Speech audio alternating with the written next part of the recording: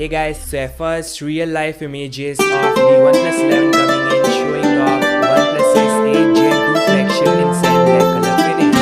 Yeah, I know it looks serious in this image cause it's taken in low light and it's blurry, but it's gonna look fantastic in real life, just like the official images. So you can see this device in same color finish like the OnePlus 10 Pro, 9 Pro and 10T. Yeah, I so wish we had white finish or something purplish like the latest iPhone. No doubt, the design is subjective, some may say it is hideous, say it looks cool, but those color options are so tedious at this point.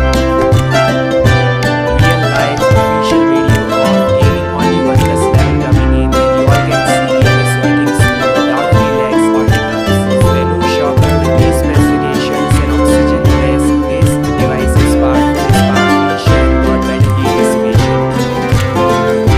This is the new benchmark of the OnePlus 11 and it is the highest we have seen in any 8 Gen flagship till now.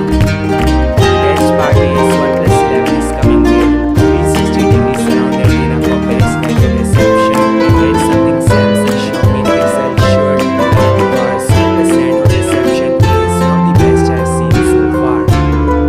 This device will likely run OS 13.1 out of the box and is meant to receive 5 years of stock patches and 4 years of OS.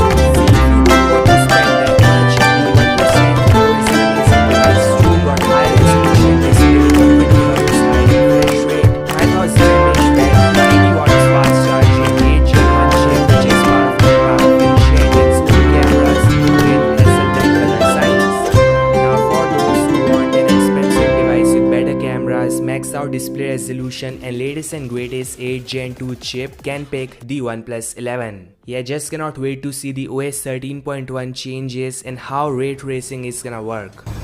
The device launch is set for